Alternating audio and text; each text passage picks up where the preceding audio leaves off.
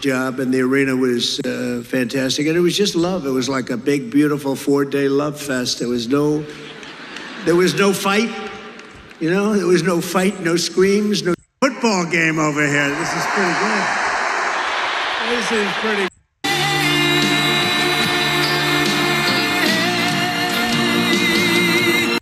I mean, lots of thousands up here. This is a hell of an arena. This is a hell of an arena.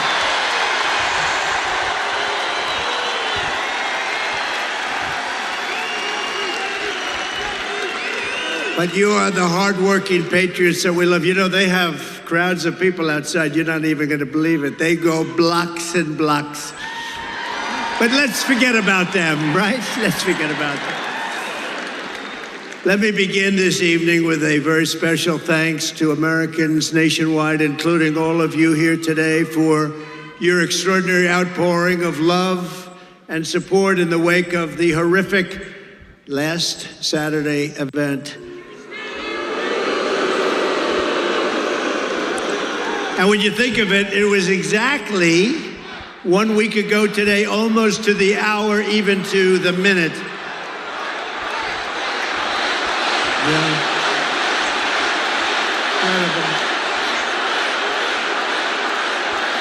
Incredible. What a day it was. As I said earlier this week, I stand before you only by the grace of Almighty God. That's true. I shouldn't be here. I shouldn't be here. Maybe JD or somebody else would be here, but I shouldn't be here right now. But something very special happened. Let's face it, something happened. I want to thank Butler Memorial Hospital in Pennsylvania for the incredible job they did and service they gave, and all of the great citizens of Butler, Pennsylvania, and the surrounding area, and everyone else for the job they did and the love that they showed us all. It was incredible, actually. What a time that was. What a time that was. Nobody's seen anything like it, and hopefully they never will again. And they had cameras blazing. I guess it was different in that way too, because we were right in the middle. All those, see, look at all the news back there, and they were all blazing. They were going. No, they covered it fairly. They couldn't believe what they were seeing either. So you did cover it fairly. Let me also thank Congressman Ronnie Jackson from Texas. You know Congressman Ronnie Jackson, for the care and treatment he gave me as an outstanding doctor, which he is. He's really an amazing guy. Where's Ronnie? Doc Ronnie's here someplace. Oh, thank you, Ronnie. Thank you very much. Great doctor. He was a great admiral, a great doctor. He's a White House doctor for Bush, Obama, and a guy named Trump. And they said, who was the healthiest of the three? He said, not even a question, Trump. And I said, I love that guy. I love that guy. When he said that, that was my doctor. Even if he's a congressman, that was my doctor. But he's been a great congressman. Thank you very much, Ronnie, for everything. We appreciate it. Ronnie Jackson. We continue to pray for the recovery of the two citizens who were wounded in that evil attack, David Dutch and James Copenhaver, two really incredible people. We remain in contact and send our deepest respect to the families. Corey, as you know, Corey Comparator was a brave firefighter who died, funeral yesterday, shielding his wife and daughters from bullets. He shielded them from the bullets of this horrendous person. Corey was a hero, and we will carry his memory in our hearts for all time. Great hero.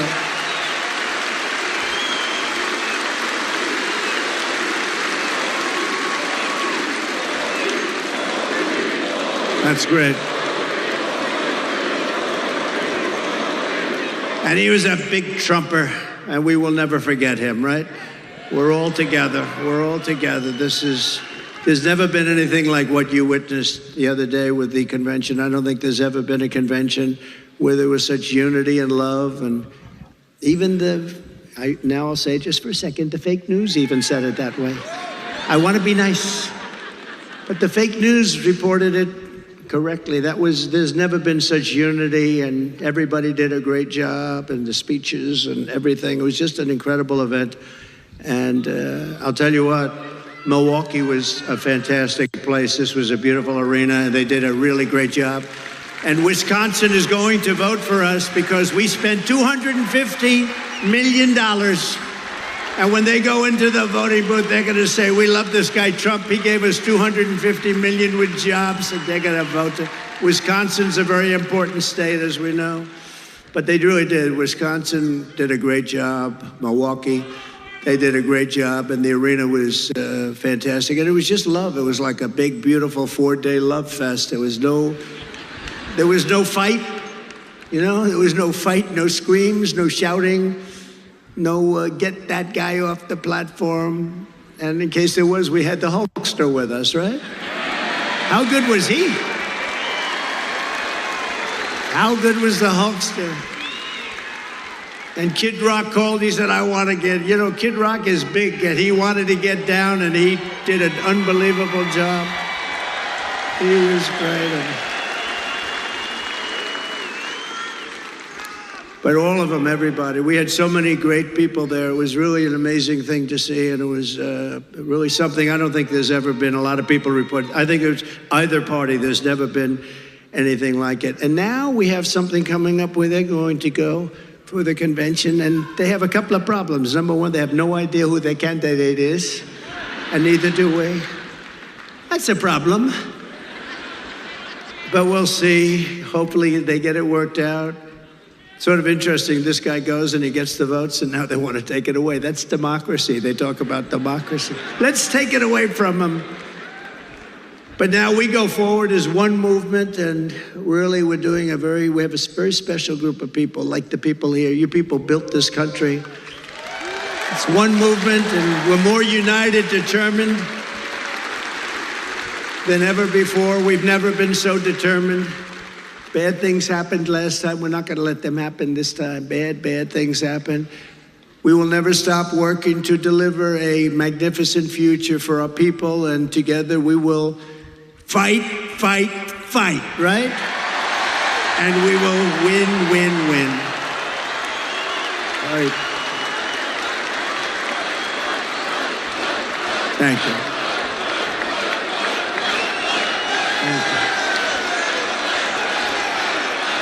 I like this place. You ever walk in to a place and you say, I sort of like this place? Less than 4 months from now, we are going to win Michigan. We are going to take back the White House in a monumental landslide. And with your help, we are going to make America great again. Right?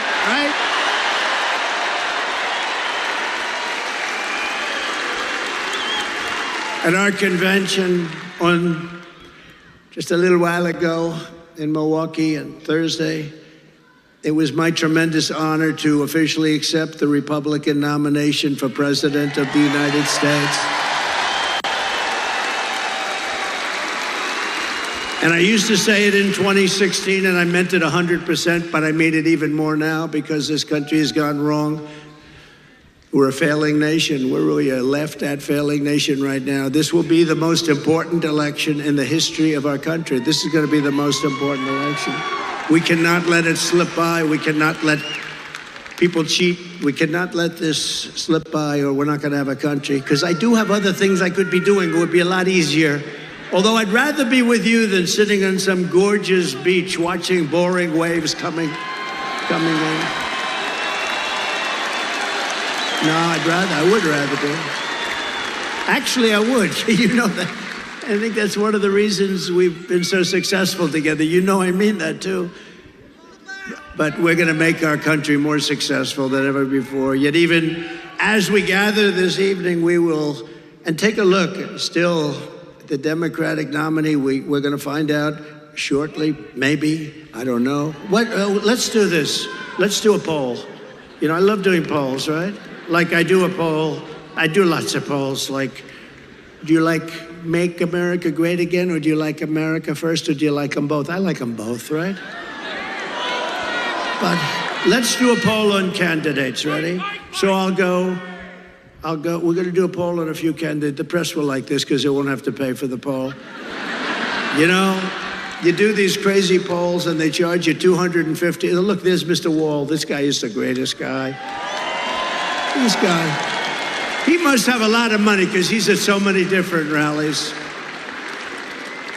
And he was at the one, that was a tough one, wasn't he? That was something. You were right up in the front there. You saw that.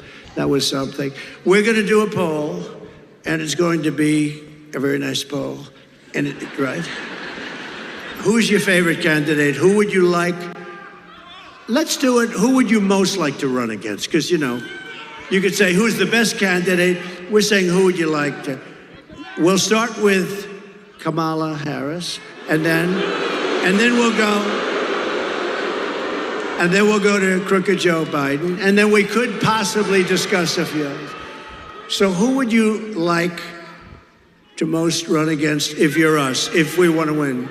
Ready? Kamala Harris, crooked Joe Biden. All right. I don't think we have to go too much further. Well, you have a terrible governor here who did a terrible job. Whitman.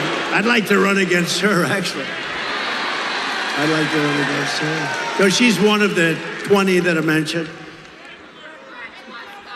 She's the one that gave her husband full right, title, and interest to everything, but nobody else could do anything but her husband. Her husband was sailing in the middle of your lake, your beautiful lake. He's out there sailing, and everybody else had to be locked up, right? Her husband. No, but things like that are mentioned during a campaign, little things like that. No, she's done a terrible job, but I hope I'd be very happy with her. At this very moment, Democrat Party bosses are frantically trying to overthrow the results of their own party's primaries to dump crooked Joe Biden from the ballot. Couldn't happen to a nicer guy. And as you're seeing, the Democrat Party is not the party of democracy. They're really the enemies of democracy, the parties of corrupt insiders like Whitmer, special interests, and the failed political class. That's what they are. Under our leadership, the Republican Party is now the party of the people. We're the party of hardworking Americans of every race, religion, color, and creed. We've become a very big party. We become, right, fellas? You know what I'm talking about. I love you guys. We love you guys. No, we become a very big party. We have increased in size. Nobody's ever, honestly, in history, there's never been anything like this movement. And that may be in the history of the world, but let's keep it down to the country for right now, because that's the thing. But there's never been anything like MAGA. When Biden says, we have to stop MAGA. We will stop MAGA. I said, he doesn't know what MAGA stands for. It stands for Make America Great Again. How can you be against that? How can you be against that? And you know, the other side's going around trying to make me sound extreme, like I'm an extremist. I'm not. I'm a person with great common sense. I'm not an extremist at all. Like some on the right, severe right, came up with this Project 25, and I don't even know. I mean, some of them I know who they are, but they're very, very conservative, just like you have. They're sort of the opposite of the radical left, okay? You have the radical left and you have the radical right, and they come up with this, I don't know what the hell it is, it's Project 25. He's involved in Project, and then they read some of the things, and they are extreme. I mean, they're seriously extreme. But I don't know anything about it. I don't want to know anything about it. But what they do is misinformation and disinformation, and they keep saying, he's a threat to democracy. I'm saying, what the hell did I do for democracy? Last week, I took a bullet for democracy. What did I do against democracy? Crazy.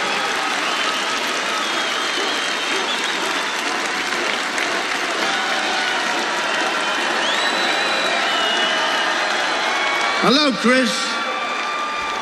Here's our great campaign man. Chris, are you having a good time? Look at him. He's back there, cool as a cucumber. You know, so far, they're giving us great credit for the best run campaign they've seen in years. Isn't that nice? Thank you, Susie. Thank you, Chris. Look how cool he is. Just sits there. Thanks, Ed. Try doing it with another candidate sometime. That gets tough, right? Anyway, thank you very much. Great job, Chris, Susie, the whole group. We have a great group of people. They love this country. They want to save the country. That's what we're doing. With your vote in this election, the Trump-Vance administration, by the way, I made the right pick. He's so great. They were all good. They were all good, but he's really stepped up. But the Trump-Vance administration will begin rapidly reversing every single Biden-Harris disaster starting on day one. And when you vote for Biden, you're probably voting indirectly for Harris anyway, whether you like it or not. It's common sense. It's all common sense, right? We will end the inflation nightmare that you would have never had. We had no inflation. See, there's another thing. Biden always goes around, I inherited 9% inflation. And even the radical left reporters up there, look at all of them. Whoa, they have a lot. They have a lot of them. They have a lot of them. Look at those cameras, but they'll start turning off as soon as I start mentioning certain things. I'll say, the red light just went off. No, but actually the radical left reporters, of which there are quite a few, I can't believe it, I don't know why they'd have them, but the radical left reporters say, the guy's right. You know, wasn't it until 2 years in that we became destroyed with inflation? Inflation is a country buster. It's a class buster. It busts everything, low income, middle income especially, and they get they're busted. The country gets busted. Look at Germany from centuries ago. Look at every country that's had inflation. And we had, I believe, the greatest inflation in the history of our country. They don't even report it properly because they leave the worst numbers out. They don't talk about interest rates that went to 10, 11, 12%, and you can't get the money. So what does that mean, 12% if you can't get the money? It means it's higher from 2%. We will seal the border and we will stop this terrible invasion that's destroying our country.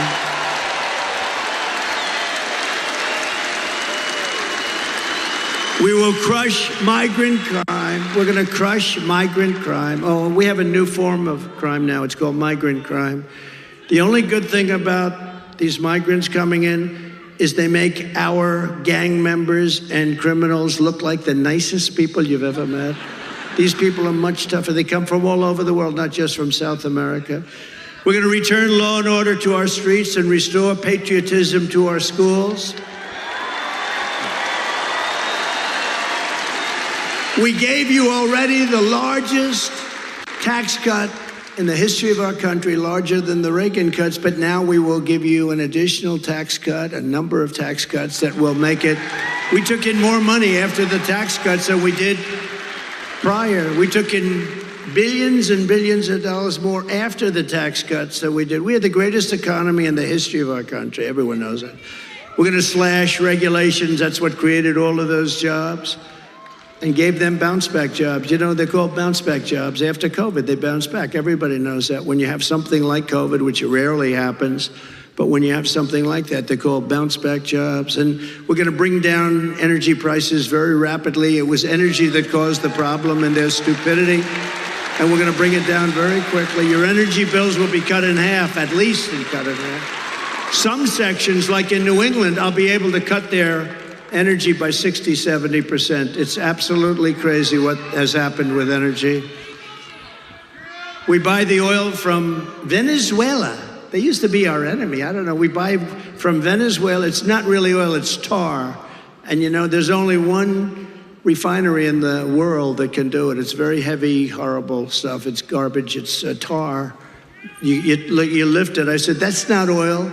We want light, sweet, crude. We have the best oil. We have the best everything. We go to Venezuela. You know where they refine it?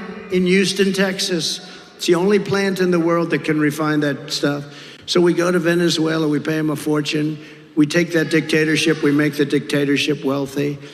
These people don't know what the hell they're doing. They're incompetent. They're grossly incompetent. The biggest threat is because we have incompetent. That's the threat to democracy. It's a threat to our country. We have incompetent people leading our country, grossly incompetent people. America's enemies will fear us. The United States will again command the respect that it deserves. Viktor Orban, the very powerful leader of Hungary, said when asked what happened with the world that's falling to pieces, there are wars all over, he said, bring back Trump, it'll all end. It all ended. We had no problem in the world.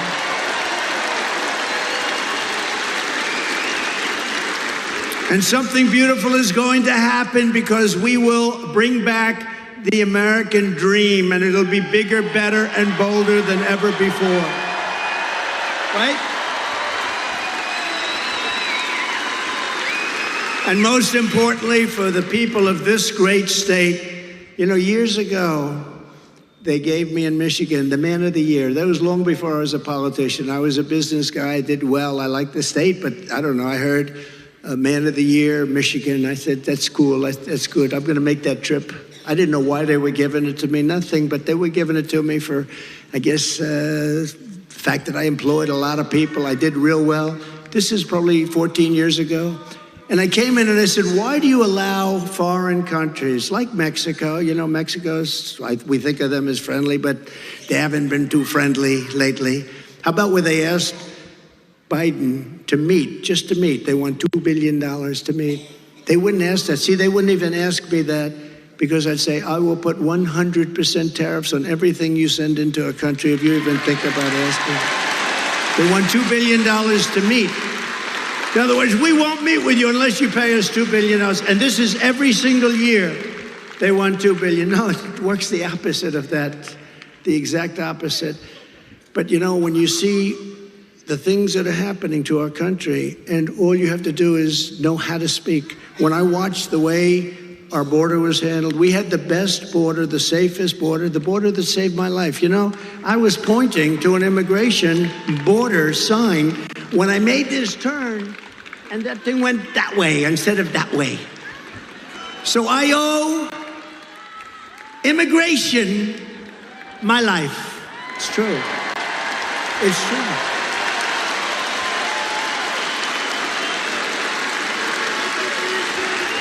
Now think about it. I'm talking thousands and thousands, much more than even this. I mean, we're restricted because you're in this giant arena. That's the one thing about outdoor that's good. You can have unlimited, thousands and thousands as far as the eye can see. Nobody's over here or over here because there's nobody there. It starts like this, as far as the eye can see. And I said, look at the great results that we had on immigration. Just look at them. Ping.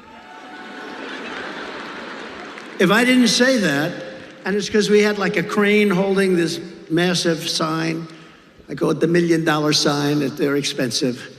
But that sign was very good. I think I'm going to sleep with it tonight. I'm going to sleep with it tonight. I said, what was that? What was that? Whew. Then I looked, I said, that's not good. That's not good. So it was immigration, if you think about it, right? Immigration, I would have never been looking to the right, and I had to be. It was the only place that would have saved us. They do these reports in the New York Times and all over the place where they had, you know, the shape, you know, if he turns this way, this way, this way. If every shot was no good for me except for the one direct, and came whizzing by.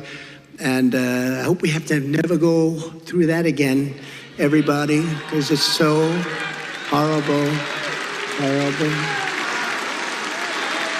But most importantly, for the people of your state, this great state, I will rescue the U.S. auto industry from obliteration. They're going to obliterate your auto industry. And anybody that votes for the head of the United Auto Workers, this guy doesn't know what he's doing. He's approved all electric cars. And you know, Elon, I love Elon Musk. Do we love him? I love him. And I'm constantly talking about electric cars, but I don't mean I'm totally for them, but whatever the market says, and if it's 10% of the market, 12%, 7%, 20%, whatever it is, it's okay. But you can't have 100% electric cars. And you know, so Elon endorsed me recently, the other day, actually. He's great. Elon Musk. He's a brilliant guy. Every time I call him, he's talking about, I got a new idea for a rocket. You have to hear this. No, it's true. You know, the first time I ever saw this, I'm watching television like 3 years ago, and I see a rocket engine, motor engine, come down landing, straight up in, no wings, no nothing, and it's landing. And I thought I was seeing things. What is that? And it's landing on a barge in the middle of the ocean. And then another one comes down, and another one, I guess 4 of them came down, 3 or 4, and they land upright. I said, what the hell was that? I've never seen that before. Now, if that were government, you wouldn't see that for another 50 to 100 years. But it was Elon.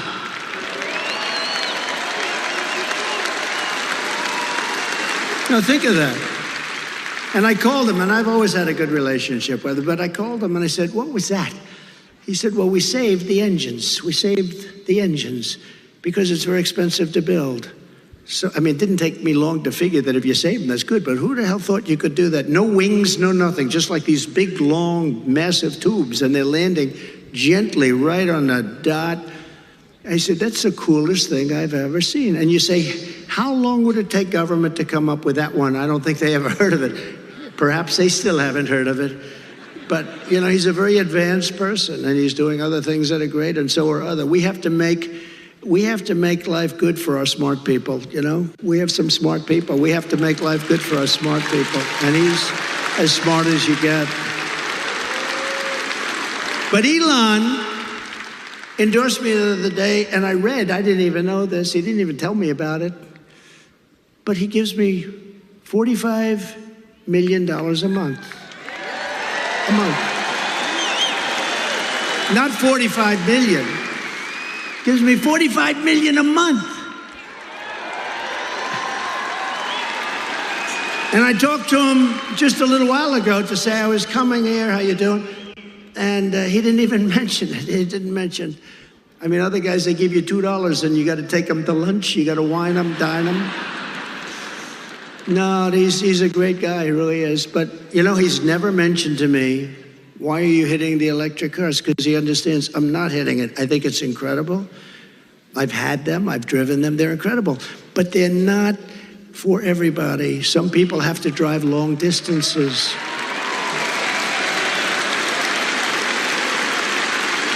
And they tend to be more expensive. And, you know, they'll probably be made in China because China has all of that material. Oh, there's the guy that I stood up here. Are you the same guy, the same muscles? Look at that guy. Are you the same guy? Yes? No kidding. It's pretty good memory, right? Unlike somebody else that I happen to be running against. He wouldn't. Come on up here. Get up here. I got to get this guy. This guy was central casting. Look at him. Look, I think you were standing on a box. That was the only thing. I said, come on up here. Don't hurt yourself. Can you get him up? I like this guy. He's a serious union guy, a United Auto Workers. You look at him get over there. It's okay. He does not carry guns. He's not, come on up here. Look at him. Look at his shape he's in. Hey, I'm glad to see you. I'm glad to see you. I'm glad to see this guy. I told you we're going to get 85 million of us out there to vote for him. So let's go home from this rally and do our part.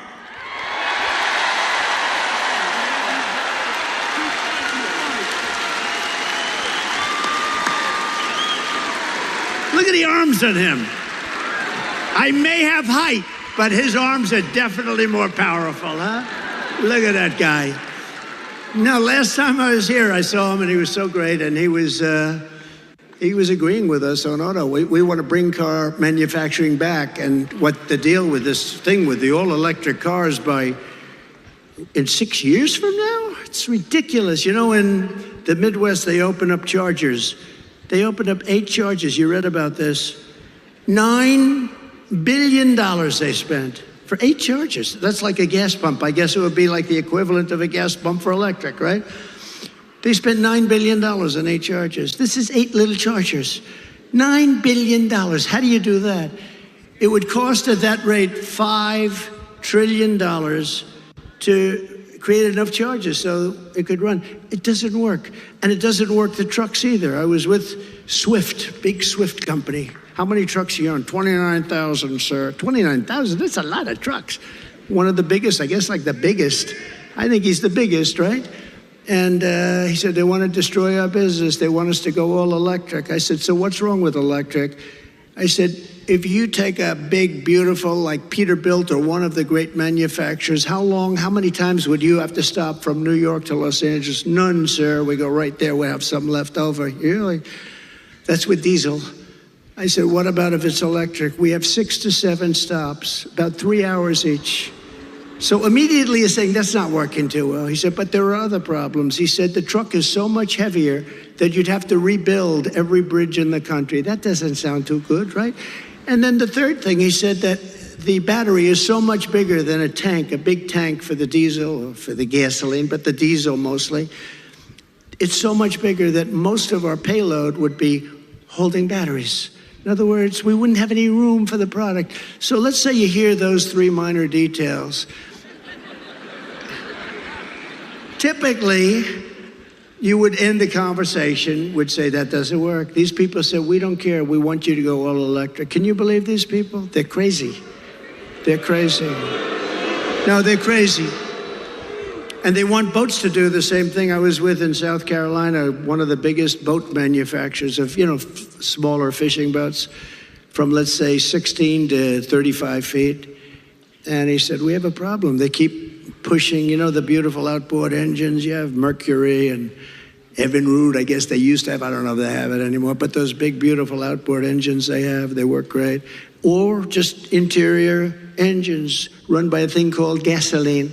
So he said they want us to figure out how to go all electric in a boat, right? All electric. I said, well, what is the problem? He said, we'd have to take the entire lower cabin where we have bedrooms, and we'd have to make that into a battery. But the bigger problem is, sir, it won't float because it's so heavy. It won't float. It won't float. And I always tell the story with well, what would you do? Because, my uncle was a great professor at MIT for 41 years, I think. He's the longest serving, Dr. John Trump, she knows. He was great, very smart. We have a very smart family, actually.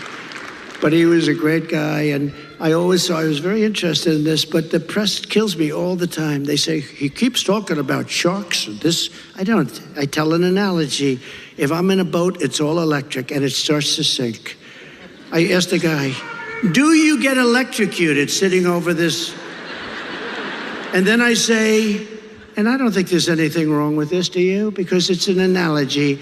I say, and if there's a shark about 10 yards away, right where they are, right where all the congressmen are, right over there, look at us. Well, they're sharks. They're sharks. If there's a shark about 10 yards away, do I get electrocuted or do I go with the shark? I said, because I will take electrocution all day long. Despite the environmentalists that say how wonderful sharks are. You ever hear these people? We had 3 killings by a shark this weekend, ripped people apart, and then you have the environmentalists going, well, they didn't mean to do it. They mistook them for a seal. They didn't want to hurt the child. No, I don't want that. Common sense, right? I mean, how about they catch a shark, vicious that they've been after, and they take him to a little deeper water and they put him back in? I wouldn't do that. Would anybody do that here? Let me ask you, this is Michigan. These guys wouldn't do it. But they always get on me. They say, why is he talking about electricity and sharks? What are they? Well, they know exactly. It's sort of a cute little story. Do I take electrocution or do I take death by a shark? And I'll always take electrocution. But isn't it ridiculous? Think of it. Isn't it ridiculous? They want to make a boat that's far too heavy, that can barely float. And they're driving people out of business. They're destroying this country. They're stupidly destroying this country. The Army tanks are the other one. They want to make all electric. We make the best tanks in the world. They want to have them. So that as we go into a country to bomb the hell out of it, we will do it in an environmentally friendly way. And you know, with an Army tank, again, the battery is very big, very heavy, and doesn't last long. You know what it is? It's an Army tank, and it's like you're pulling a wagon behind the Army tank. You're pulling a wagon like a child pulls a wagon, and it's loaded up with a battery. So we got to get back to common sense. The aircrafts, too. They want to make our jet fighters a biofuel jet fighter that shows 18% less efficiency. That's the difference between winning and losing a fight. And you know what happens? I say, I'm not doing it. And we ended all of that stuff. They brought it back. We will end it on day one. We're not going to be doing that stuff, okay? In 4 short years under my leadership, I did more for Michigan auto workers and manufacturers than any president in the history of our country. And just as I promised, I withdrew from the Trans-Pacific Partnership, which would have totally destroyed your auto industry. I ended the disaster known as NAFTA. That was the worst trade deal ever made. That was the worst trade deal considered by him. That was so unfair to us with Mexico and Canada, the worst trade deal ever made, and replaced it with what they call the best trade deal ever made, the USMCA, Mexico and Canada. And I know it's good because Mexico and Canada are right now, as we speak, working like hell to try and renegotiate the deal. Don't do it, Biden. Well, he doesn't know what's going on. Don't do it. He's watching us now. He'll say, what's that trade deal they're talking about? Well, sir, they've been negotiating with us for about 2 years. I never heard of that negotiation. Where is Mexico anyway? Where is it? See, now the fake news will take the statement I just say, where is Mexico? And they'll put it on television. Trump didn't know where Mexico is. Oh, they do. They do. It's very dangerous. The biggest threat I have to my administration is sarcasm, because they play it against me. When I show that he can't walk off, he can never find the entrances off a stage, like one here, one there, 2 here. He could jump off the front, I guess. And whenever I imitate him, I called my wife. She's great. Our wife, she's great. Our great First Lady. I said, and she looked great the other night. She made that entrance. She made a lot of entrances. She was something. But she walked in, but I told her the other night, I said, how good was I? How good? This was at a rally a couple of weeks ago. How good was I? Well, you were really good, but not great. Why? Well, it showed that you didn't know how to get off the stage. Well, I was imitating Biden. So what they do is they show the imitation of Biden. They said Trump didn't know how to get off the stage. That's our fake news. So we have to be very careful. So I haven't done it in about 3 weeks. I'll do it again, but maybe not right now. It's too. Darling, you were great. I mean, I get these crowds, 50, 60, 70,000. In New Jersey, we're leading New Jersey by 4 points, by the way. We're leading Michigan by 6 points.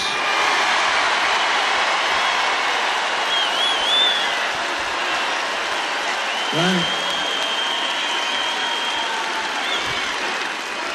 And a report just came out. Actually, we're leading everywhere and nationally, and we have to keep it that way. Got to make sure they don't cheat.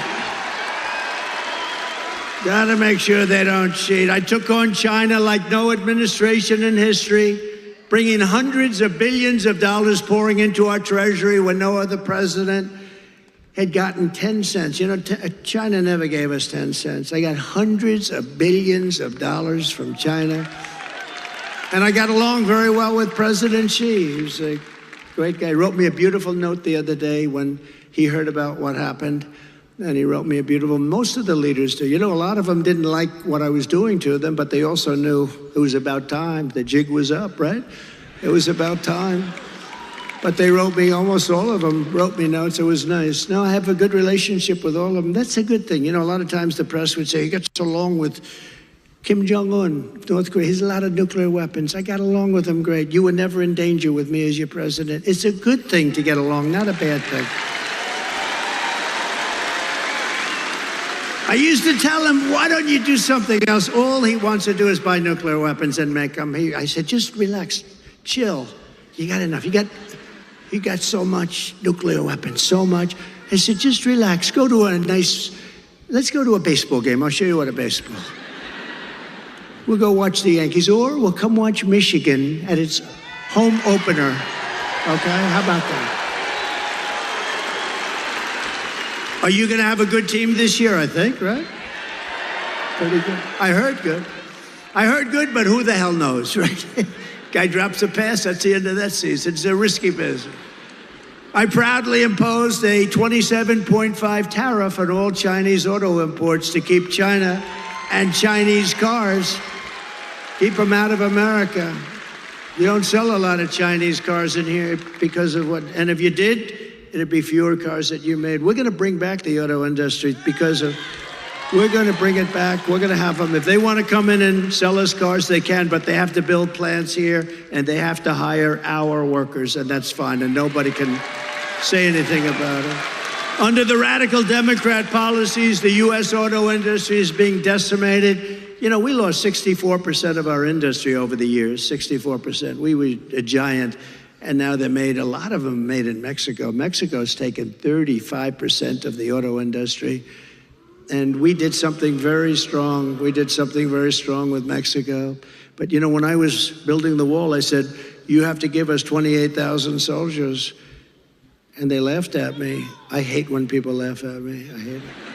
I hate it. No, it's so disrespectful. They laughed at me. We won't do that. Why would we do that? I said, because you have to. We're building the wall. People are flowing in through your country. We want 28,000 soldiers to protect us while we're building the wall. They said, no, no, no. And then they said, after I said, look, here's the story. If you don't do it, we're going to charge you a 25% tariff on every car that you send into America. And then it's going to 50% next month. Then it's going to 75%. And then it's going to 100%, and then I'll stop. And the gentleman representing the president's a great guy. He's no longer president, but he's a great guy. He was a great guy, still is. But he said, I'd like to discuss this with the president. I said, 5 minutes, I got to go. I have something much more important to do.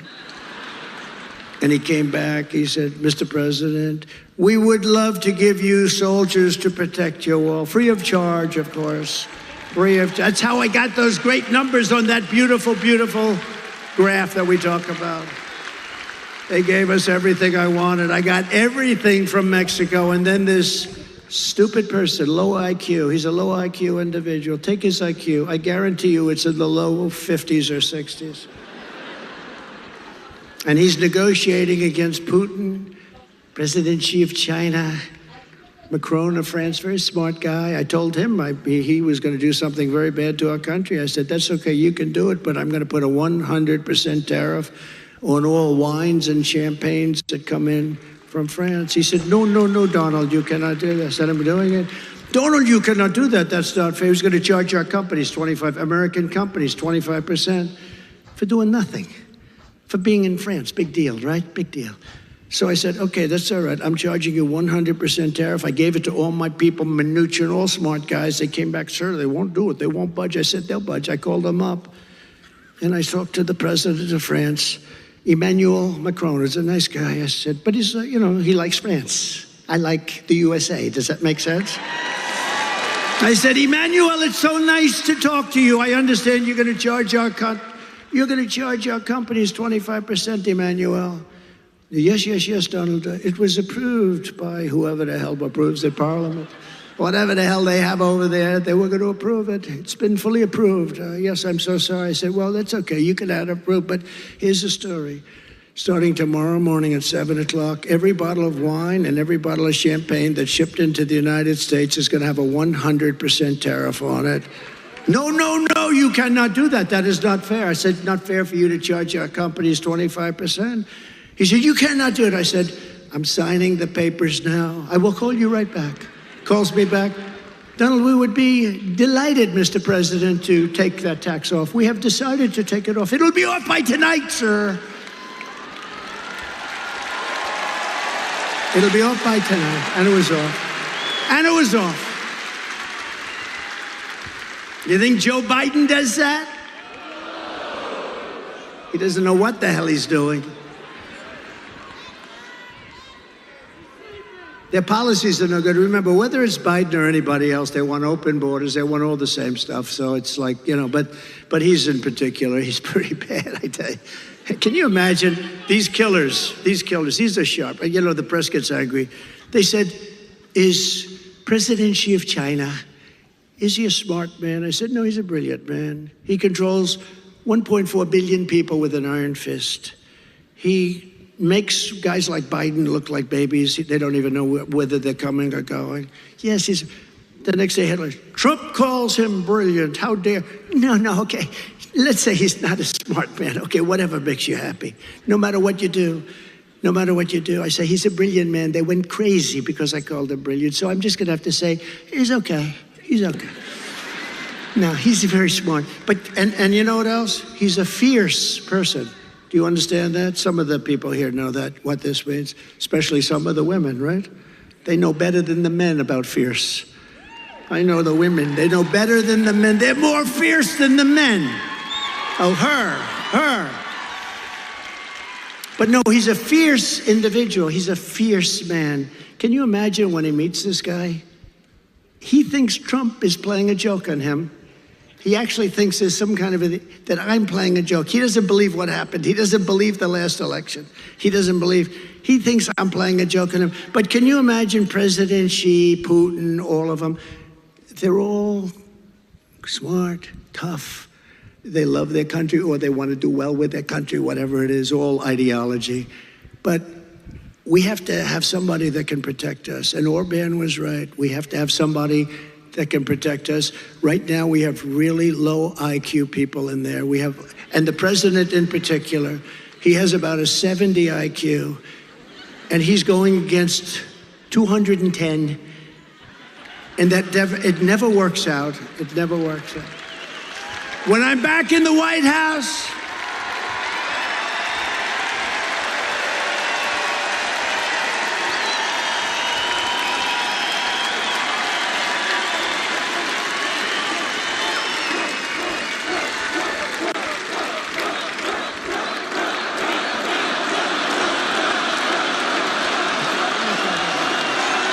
we're listening here to former President Donald Trump speak at the first rally since his assassination attempt 1 week ago today.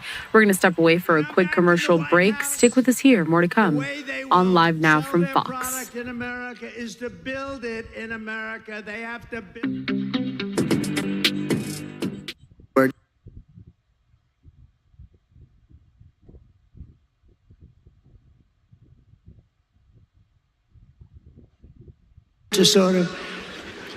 But he said, so I've been really good, and for the last 4 or 5 times I've really been good, but you lose a little something.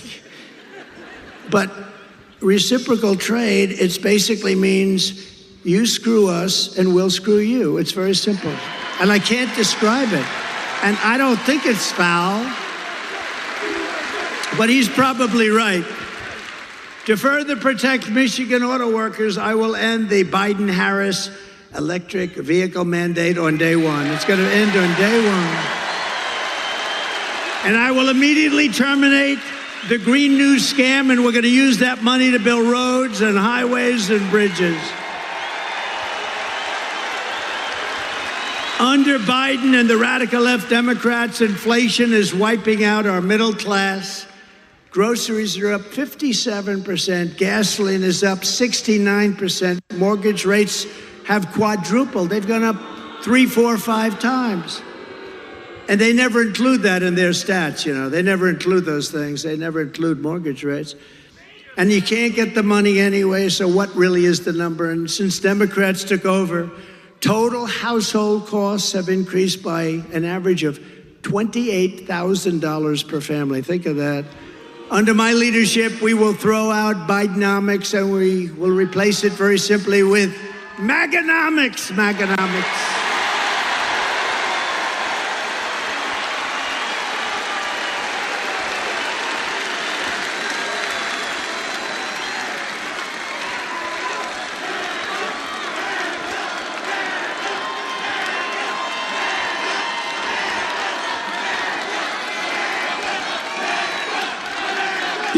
I have to just interject, if you would turn off those cameras, because I don't want this. See the screen up there of me?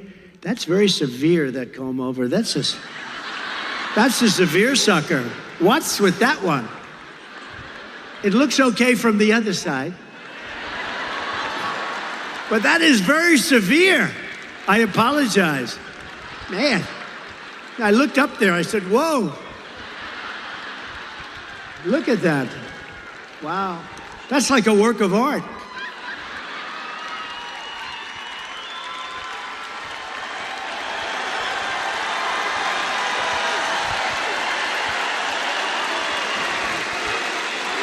Only look at that one. Don't look. That one looks.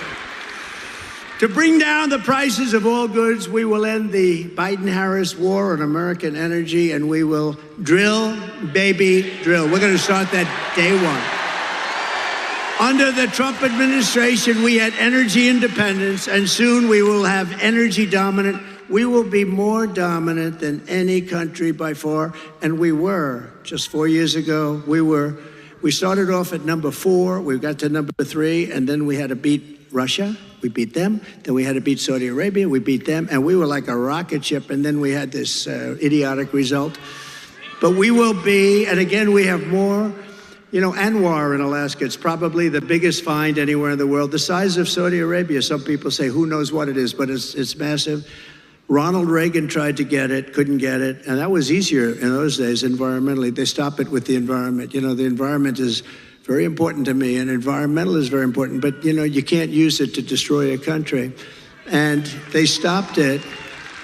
They stopped it for years based on the environment. I got it approved. It was totally done. This is since Ronald Reagan, who worked so hard to get Anwar, he wanted to be able to drill in Alaska. Think of it as the size of Saudi Arabia, approximately, bigger than Texas, bigger than everything. We would have had something that nobody else even comes close to.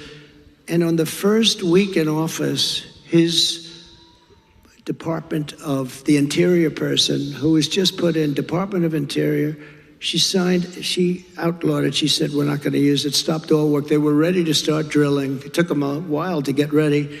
They're ready to start drilling. The money would have been incredible. The prices were very high. We're the only country that stops drilling when the prices are at an all-time high. And we stopped drilling, but we'll get that back, and I'll get it back very fast. But Anwar, they got it. Unbelievable. And I will cut taxes even further than we did before, and that includes no tax on tips, right? No tax on tips. All the government does is harass everybody over it anyway. It's like a big harassment operation. They hired 88,000 IRS people to go harass everybody.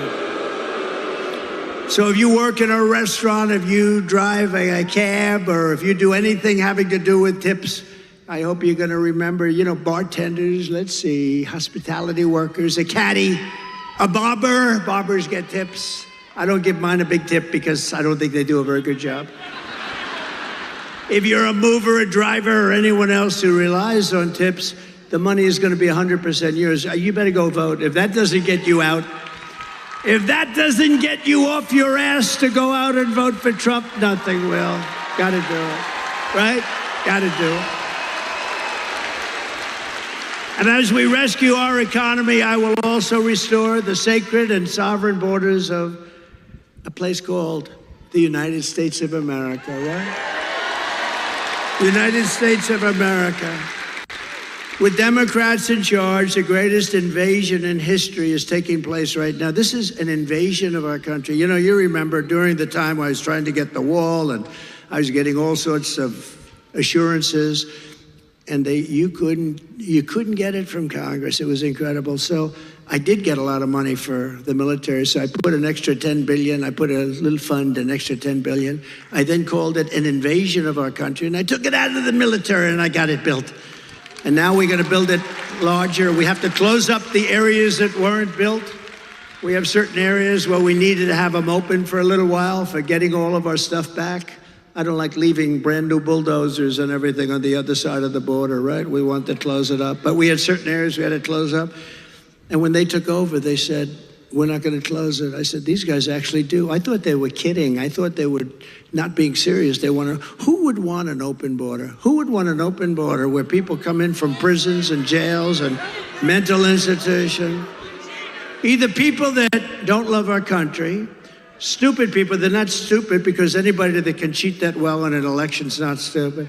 Or maybe a new thing is emerging where they want to get people to vote illegally, and they don't care. They have no shame. And we're watching that. Our chairman is here. The Republican chairman is here, the whole thing. See, the big boss is here in Michigan, so you're going to remember that.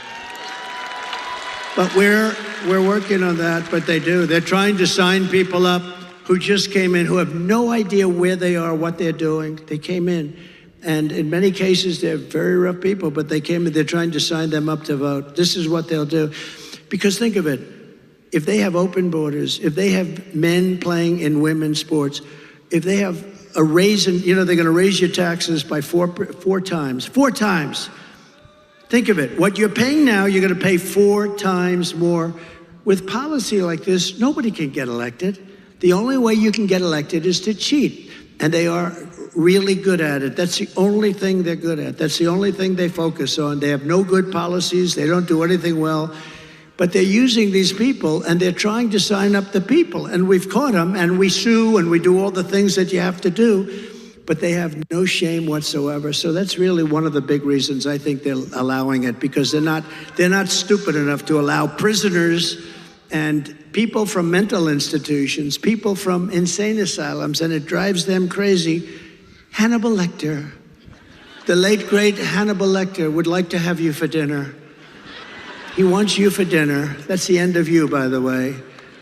But no, these people are being dumped into our country, and nothing good is going to happen from it. That's why we have to do a big deportation and get them the hell out, okay? We have no chance. Meanwhile, our crime rate is going up while crime statistics all over the world are plunging. We have become a dumping ground for the world, which is laughing at us. They can't believe how stupid we are, how stupid we are. We're destroying our country. They can't believe what they're getting away with, but they're getting away with it at levels that they never thought possible. In Venezuela, crime is down 72%. Caracas, Venezuela, was a very, very dangerous place. And now, because of the great job they've done in removing their criminals into the United States, next year we're going to have our Michigan rally in Caracas, Venezuela, because it's nice and safe. Okay? Does that sound like a good idea to you? Because we want safety. Now, the press is going to write that. They're going to say, Donald Trump proposed next year's Michigan rally in Caracas, Venezuela. They'll say, isn't that horrible? Isn't that unpatriotic? You understand. This is what I have to go with. I'm only kidding, press. I'm only kidding. Although maybe it's not a bad idea. So El Salvador is an interesting one because I know the president. He's a young guy, and he's been getting this great press that his crime rate's way down, and they're training their criminals. Well, you don't train criminals, okay? Maybe every once in a while you get lucky, but you don't. So in El Salvador, murders are down 70%. He's saying, yes, we're teaching. He's different. Most of them just say, well, the United States is stupid, so we're dumping all our criminals there. He does it differently, smart. He goes, we're working with our people that are causing problems and crime. And he's not working with them. He's dumping them in the United States. And their crime rate, their murder rate is down 72%, 73%, and going up. And I don't blame them, because if I was running one of those countries, and we're not just talking in South America, but if I were running one of those countries, I would have been doing it much more. They're also emptying their jails. The big thing is their jails. Those jails were packed. Now all of a sudden it's like, oh, isn't this wonderful? They're doing such a wonderful job. They're dumping their criminals into the United States of America, and we're not going to take it anymore. Stupid people.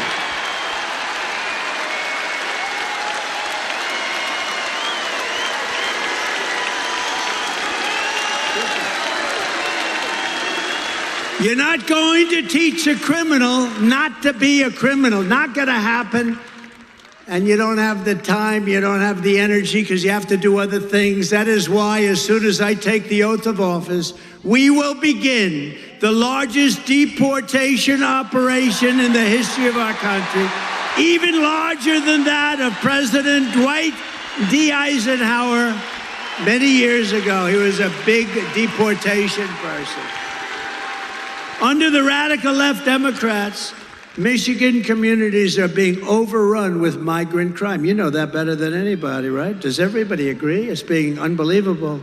In Oakland County, criminal squads of illegal alien gang members are hiding in the trees and breaking into Michigan homes after dark, looting them for jewelry, purses. They're taking the women's purses right out of their bedrooms, electronics, cash. They're stealing, they're robbing the houses. Earlier this year in Kent County. Does anybody live in Kent County here? Sounds good to me, but you're not gonna like this. A sadistic illegal alien, of which there are many criminals, was sentenced for executing a 22-year-old Grand Rapids woman while she was in her car with her 1-year-old baby, shooting her at least 5 times with a rifle at point-blank range, while the killer was wanted on an outstanding warrant for attempted strangulation of another woman. When I return to the White House, we will stop the plunder, rape, slaughter, and destruction of our American suburbs, cities, and towns. We will shut down deadly sanctuary cities. We're not going to have them anymore. And we will shift massive portions of federal law enforcement to immigration enforcement. We're going to get the bad ones out. We're going to get them out immediately. It's not going to take long. We're going to rely on law enforcement, and we're going to give law enforcement back their dignity, respect, and power so they're allowed to protect you.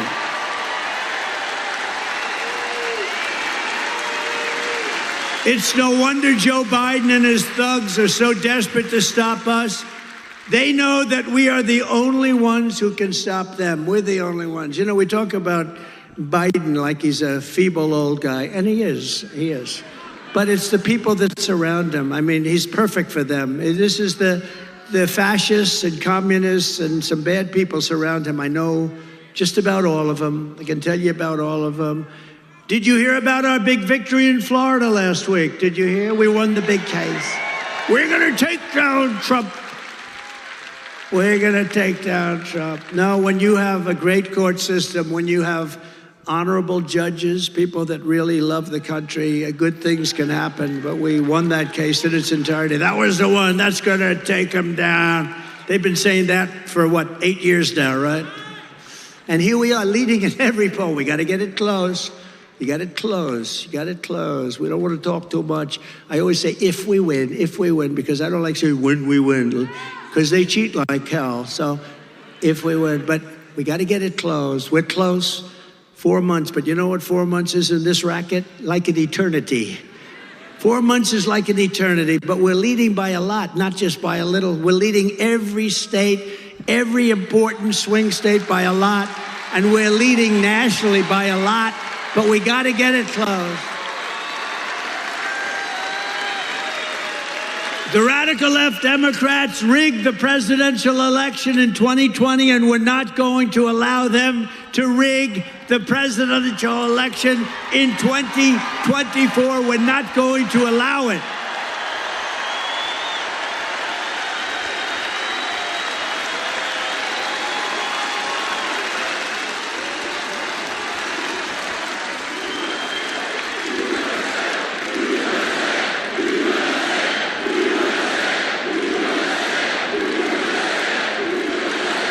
Every time the radical left Democrats, Marxists, communists, and fascists indict me, I consider it a great badge of honor. You know, I've been indicted more than the legendary Alphonse Capone, Scarface. He was a tough man. See that guy right there? Ultra MAGA. You're Ultra MAGA. He's tough as hell.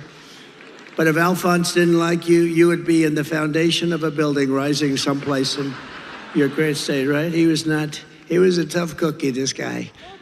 I got indicted more than Alphonse Capone. Think of it. My parents are looking down. I had wonderful parents. They never saw this for me. They never saw. Let's see, I'm voting for, oh, I don't want to even read that one. Thank you. Thank you. I appreciate it. But I'm being indicted for you. Don't worry about these fake indictments. These aren't indictments. These are Biden indictments. These are a sick, weak, pathetic man who can't run an election, so he indicts his opponent thinking that's going to win. And in many cases, it would. You know, third world countries do this a lot. Banana republics do it a lot. We've never done it. And we're going to teach them why they can never do it again. Because it's actually hard to believe. It's actually driven our poll numbers way up. And then we had the debate. Did anybody watch the debate? Poll. Who won the debate? Biden or Trump? Poll, free poll. I just saved $300,000. Isn't it something these pollsters, they come, oh, I have Tony Fabrizio and McLaughlin back there. I got to be careful. But I just saved $300,000 doing that poll. They interview like 97 people have been interviewed. And Trump is leading by a little smidgen. I got 25,000 people here or something. They got so many people outside. I wish we could include them. I'd love to get them in. Would anybody like to leave now and let the other people come? That's not nice.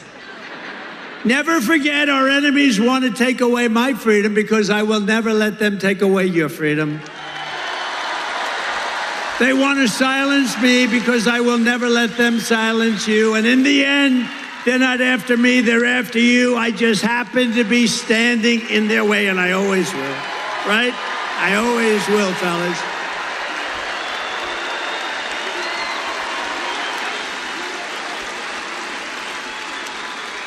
So we have some exciting news today because we're pleased to be joined by many outstanding Michigan patriots. They are, I know every one of them, including your next U.S. Senator from Michigan, Mike Rogers. And Mike is just as adamant as me. He'll vote to stop the invasion, end inflation, halt the outsourcing of Michigan jobs, and bring back the auto industry. You are going to double or triple your auto industry within the next 3 years under Trump. Mark it down. Mark it down. Because we're not taking their cars. We want them to build the cars here, using you people to build them. Also with us is another good man who is running for Michigan Senate seat, Sandy Pensler. Do you know Sandy? So I have a big announcement to make then. Sandy has just announced that he would like to do something very important tonight. So you have Mike, who's a total pro, Sandy, who's a total pro. I'd like to ask both of them to come on up, and I'd like to have Sandy make a statement first. Thank you. Come on up, fellas.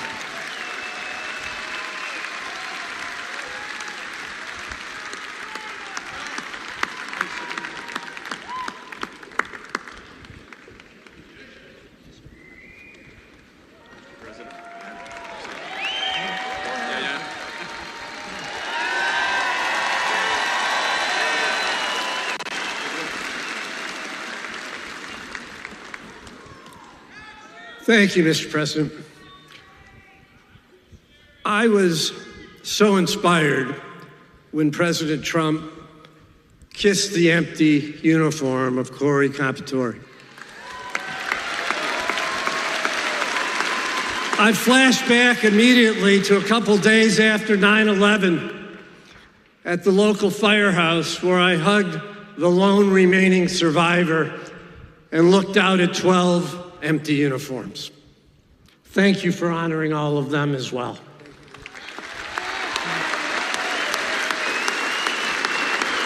My campaign was always about making America better. The best way to do that is to enact President Trump's policies. Let's go, Trump! Let's go, Trump! To do that, we need control of the Senate. A divisive, continued primary effort hurts the chances of that, and that's not okay.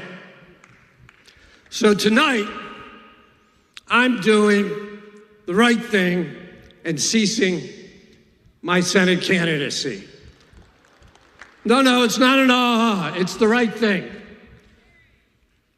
President Trump endorsed Mike Rogers. Tonight, so am I.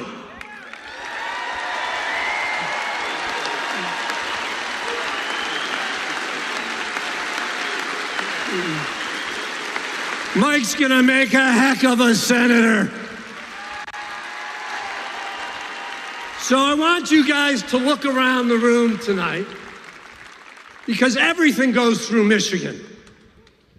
The presidency, the Senate, the House, and the State House. Look around, make a pledge to each other. We're gonna fight like hell to save America and elect Donald Trump, Mike Rogers, and the rest of the ticket on the Republican Party. Thank you.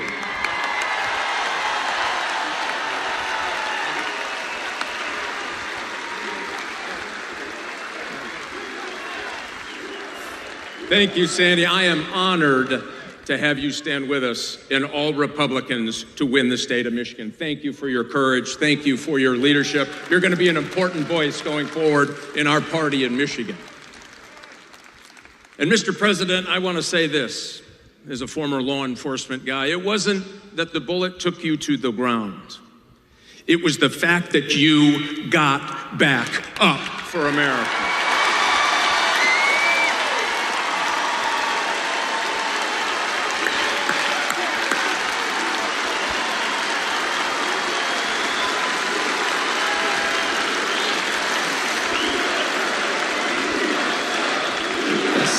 You bet.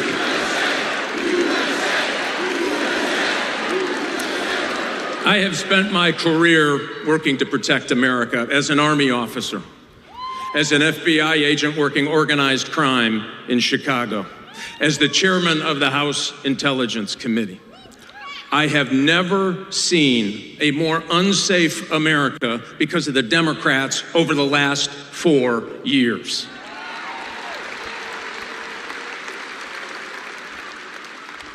Here's the good news, Mr. President. You will have a partner in the United States Senate that will bring manufacturing back to Michigan. We are the arsenal of democracy. We will be again in this great state.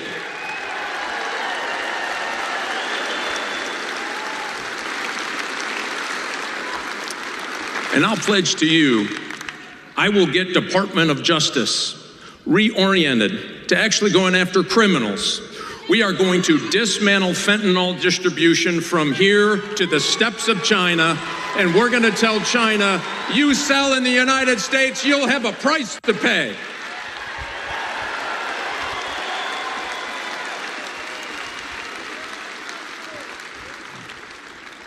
Mr. President, I'll guarantee you this as well. With your leadership, winning the state of Michigan, winning for the United States, putting America back in Washington, D.C. versus Washington, D.C. and the rest of America, we will make America respected again. We will bring back law and order again. We will make America safe again. Let's flip the Senate. Let's elect Donald J. Trump and Mike Rogers to the Senate, and let's get busy. Thanks, Mr. President.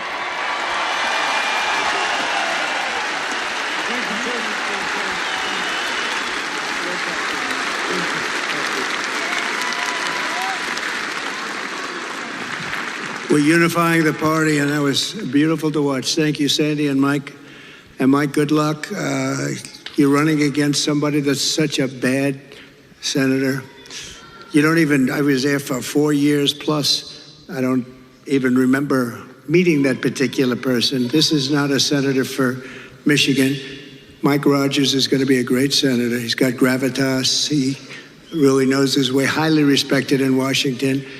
And I think, I mean, it should be an easy race. Nothing's easy, but it should be an easy race. So good luck, and thank you very much, Sandy, Mike. We're also joined by members of Congress and they're great people, friends of mine, warriors. Jack Bergman. Jack? Thank you, Jack. Great job. A real friend of mine, somebody I was very much in favor of right at the beginning, John James. Thank you, John.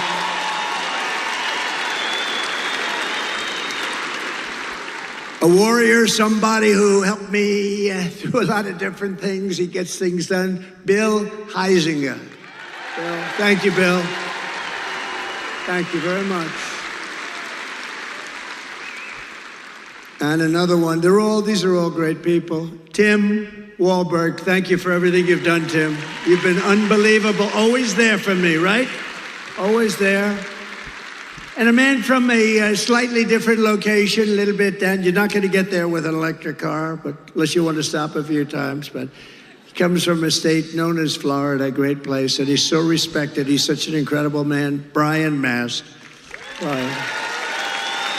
Thank you. Thank you, Brian. Brian. Thank you, Brian. What a guy he is. He's a warrior. He's a real warrior. Thank you, Brian. Michigan House Republican leader, Matt Hall. Thank you, Matt. Good job you're doing, Matt. Are we going to win, Matt? Will you please make sure? We need these local ones, right? That's right. Michigan Senate Republican leader, Eric Nesbitt. Thank you, Eric. Great. Thank you. Good job. A congressional candidate who I hear is doing very well, Tom Barrett. Tom, get in there and win. Good. A friend of mine who was really brave, ran a tough race. It's amazing, actually, really did well. Her father was a very special guy who was in the steel industry, and he passed away.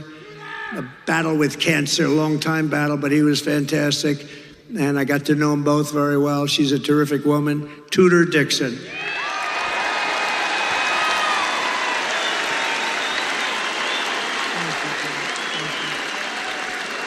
Thank you, Tudor. Ambassador Joe Sella. Thank you, Joe. Good job you're doing, Joe. Very important person in this room, Michigan GOP Chairman. Where are you? Okay. Pete Hoekstra. Oh, there he is. I fought like hell for him to take that job, right, Pete? I said, Pete, you got to do it. No, how are we doing, Pete? How are we doing? Huh? We're doing good. If you're in charge, he's going to win. He was a congressman, a really good one, respected. He left. I made him ambassador. He was a great ambassador. And I then said, Pete, you got to do it. He lives here. I said, you got to do it. And we appreciate you doing it. Both of you, thank you very much. We appreciate it very much. RNC chairman, he put on that show with a person named Lara Trump. How good is she? How good is she? She's unbelievable. She made a great speech. And her husband made a very good speech the other night, didn't he? Eric and Don. I don't want to talk about anyone else, only my kids, you know?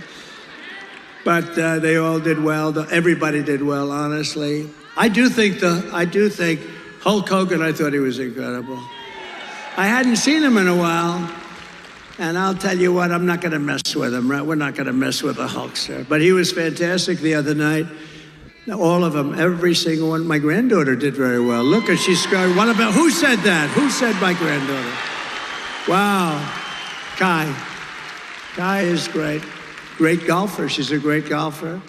But we have another man who's very important, and the RNC chairman, Michael Watley, who's been incredible, wherever Michael is. Mike. Thank you, Mike. Great job. I said, Michael, you have one job. We got so many votes, we don't know what to do with them. You got to guard the vote. When those votes get put in, they can't be missing. They can't throw them out. They can't stuff ballot boxes. They can't cheat. Make sure. And, you know, he headed up North Carolina. And on that night, a while ago, that certain election night, that miserable where we thought it was won at 10 o'clock in the evening, and then all of a sudden, Additional votes have been reported in various places. We don't have to get into it. North Carolina held totally steady. He had 603 lawyers working. Other people didn't have lawyers working, and bad things happened, but this guy held, and I said, that's the guy I want to run the party. And Michael, I know you're doing a great job, and you're going to do something very special. We don't need votes. We need to guard the vote. You ever hear the expression, too big to rig? The more we get in there, the harder it is for them. My daughter and her husband, Tiffany and Michael, where are you? Tiffany and Michael, you're around here someplace. Two great people. Fairly recently, thank you, Tiff. Great people. And Michael's father's here tonight, highly respected guy, great businessman, and a highly respected guy. From the moment we take back the White House from crooked Joe Biden and Kamala, I call her Laughing Kamala. You ever watch her laugh? She's crazy. You know, you can tell a lot by a laugh. No, she's crazy. She's nuts. She's not as crazy as Nancy Pelosi, crazy Nancy. Did you see Nancy Pelosi is selling out Biden now? Did you see? She turned on him like a dog. Well, I don't know if he should continue. All of a sudden, where did that come from? She was 100%. All of a sudden, she's not sure. Not sure means he's gone. But no, she's crazy as a bedbug. She's a crazy person. I believe we're going to have the 4 greatest years of the history of our country. I believe that.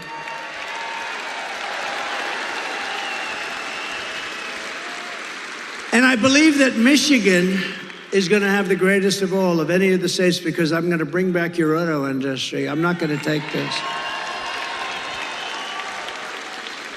You know, in Mexico, they're building among the largest plants for auto manufacturing anywhere in the world. In Mexico, near the border, they think that they're going to make cars and sell them into the United States and lose all our jobs. It's not happening. And you know who owns those plants? China! China owns them. And we're not letting it happen. We'll put 200% tariffs on, 400, I don't care what would.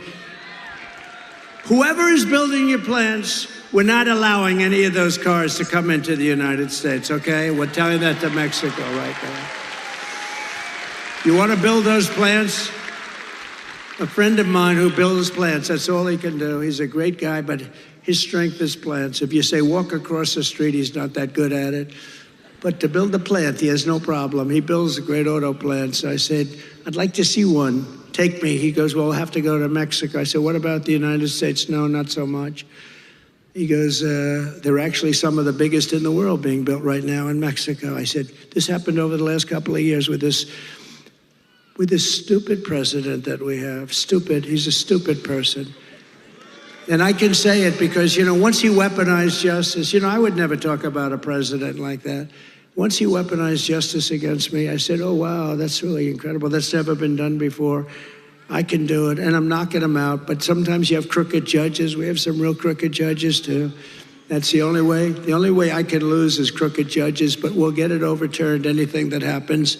But once he weaponized, I wouldn't talk that way. In fact, before this happened, before he did this, I treated him not nicely, but I treated him with far more respect than I do right now. It's one of those things. But we can't let these companies come in and steal our wealth, steal our jobs, destroy our companies, and end up building it 10 miles across the border and think we're going to allow them to get away with it. We're not. They have to build it over here, and they have to use our people. So it's going to happen. And Michigan will benefit more than any state in the union because they stole your auto industry, and we're going to bring it back, and it's going to be at a level that it was in its height. Okay? You hear that, John James? You hear that? We're going to put John James in charge.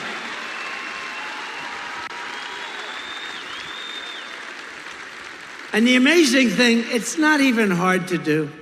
It's not even hard. It's so crazy. You know, if you want to build something in China, you're building it here and you send it over there. We don't want it.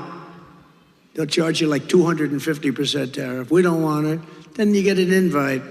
build your plant over here. So these companies, they go over there. Harley Davidson did it in India. They couldn't sell. They had a 200% tariff on motorbikes. I had them in the office in the White House, the Oval Office, and the head of Harley Davidson. I was disappointed in that, actually. That we were talking about it. I was telling them the problems, and I was going to help them out. But I said, how are you doing in India? No good. Why? We have a 200% tariff. In other words, if we sell a bike, they have like this massive tariff. And I said, well, if you have a 200% tariff, that means you're not going to be able to sell any.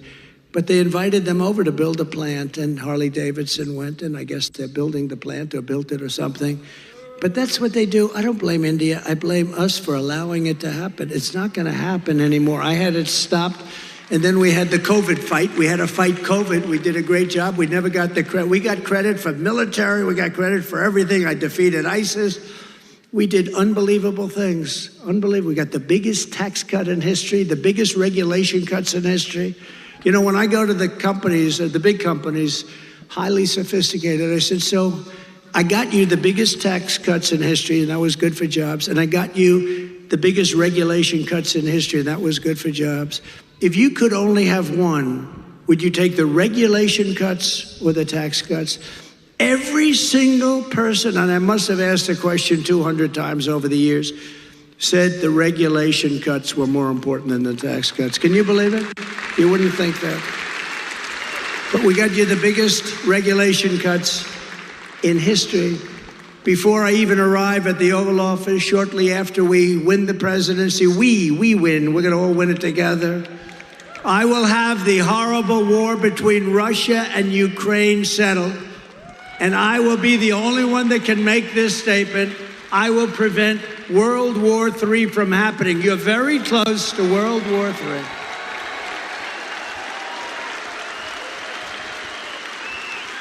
If I was president, the Afghanistan disaster, which probably caused Putin to go in, and by the way, he wouldn't have gone in with me. He would have never gone in with me. And he didn't. And by the way, he didn't. But the Afghanistan disaster, not the fact we're getting out. I was getting out. After 21 years, you get the hell out. But I would have kept Bagram. It's 1 hour away from where China makes its nuclear weapons. We gave it to them so stupidly. It's one of the biggest airfields in the world. We built it many years ago for billions of dollars. We were going to keep that. We were going to man it, keep it. Think of it, 1 hour away. You know who has it now? China has it now. How stupid are we? Should have kept that. And you know the lift? The lift should have been done at Bagram, not their little local airport where they had riots all over the place, and then the bombs started going, killing 13 of our great people, obliterating, I heard the number this morning, 47. That's maybe the right number because we're looking at 47, you know that, right? Obliterated 47 great young Americans, their legs gone, their arms gone, their face just wiped out. And hundreds of people besides, hundreds of people. The worst catastrophe, the worst, most embarrassing disaster, I think, ever that happened ever in this country. And because of that, I think Putin looked at that, the incompetence, the stupidness of Milley and these guys that don't know what the hell they're doing. And he looked at it and he said, this is a great time to go into Ukraine. But he would have never done it with me. If I was president, the Afghan disaster would have never happened. Ukraine would have never happened. And October 7th, the attack on Israel would have never happened. Remember, Iran was broke. Iran had no money. They were broke. Now they have $250 billion.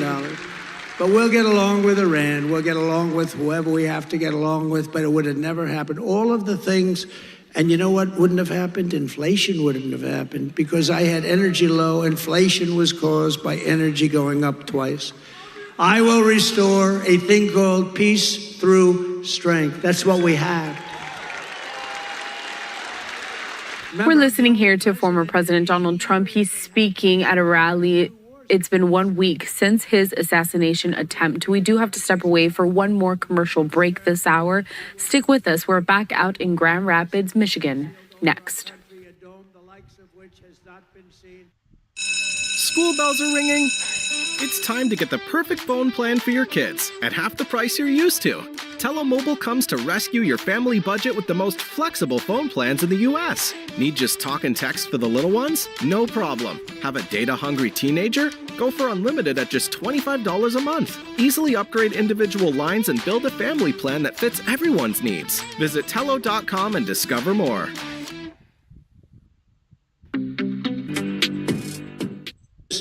He's going to raise Social Security. No false. He's going to raise it because he's stupid. That's why he's going to raise it. Don't believe it. They have this line where it goes one after the other. But one thing, it's very simple. They're going to raise your taxes 4 times, and that's there because they don't want to renew the tax cuts that I gave. It's approximately a 4 times increase, and they don't want to renew them. But you can't believe these people when they get up. Biden and I watched Camilla the other day, brilliantly put on Fox. I don't know why Fox does it. Please, Fox, will you please get smart? Will you please get smart? And she's ranting, right? He is going to destroy Social Security. He's going to destroy Medicare. He's going to destroy this. I mean, just made up. It's just sound bites. It's disinformation. That's the other thing they're good at. They say anything they want to say. I am going to protect your Social Security. We're not going to be raising the number of years. We're not going to raise it by 1 day, let alone 1 year or 5 years or 10 years like some stupid people want to do. We're going to grow our country. It's going to be growth.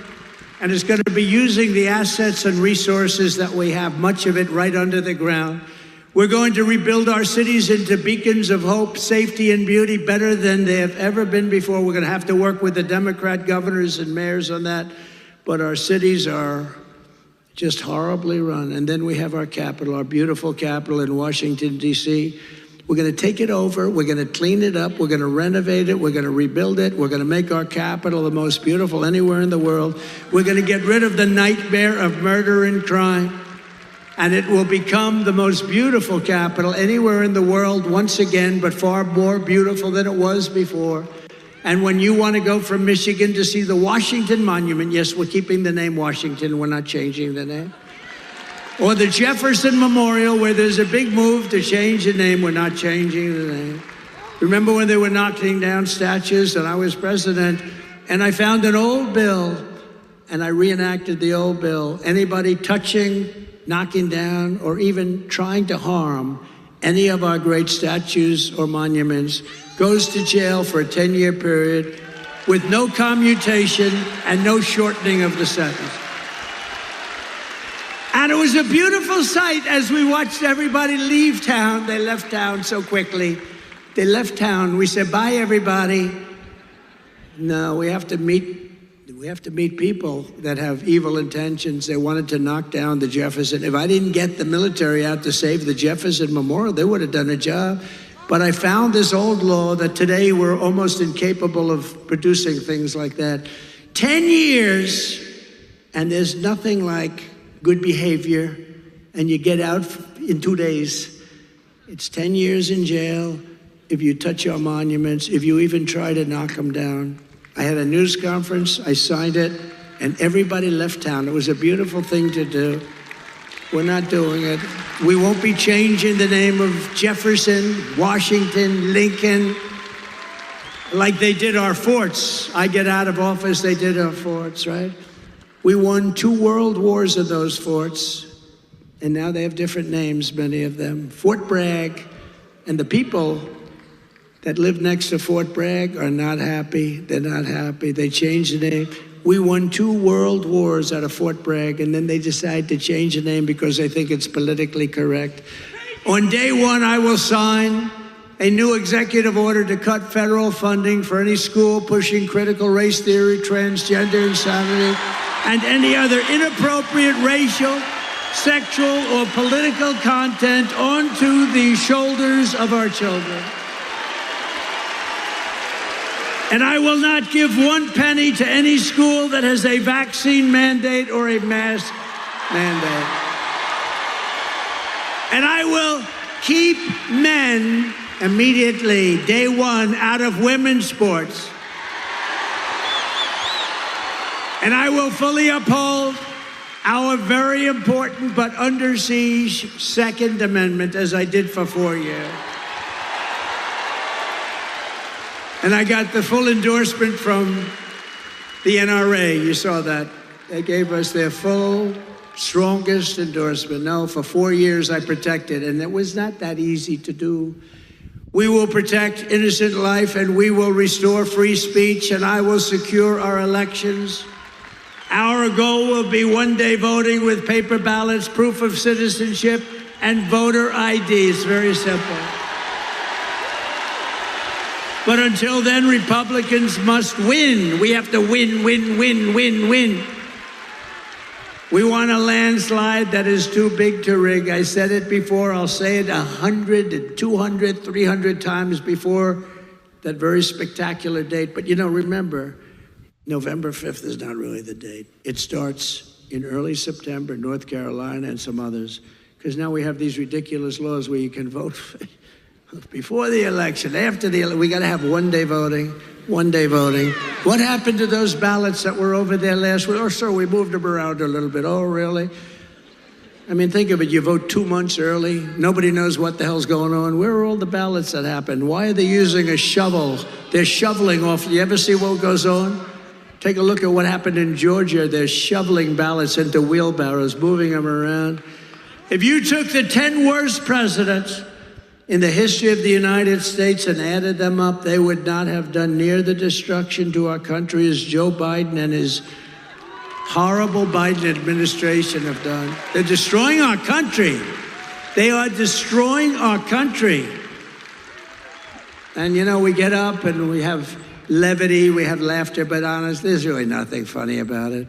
They got millions and millions of people, many of whom are criminals and terrorists, flowing through, and people from mental institutions flowing through into our country totally unchecked.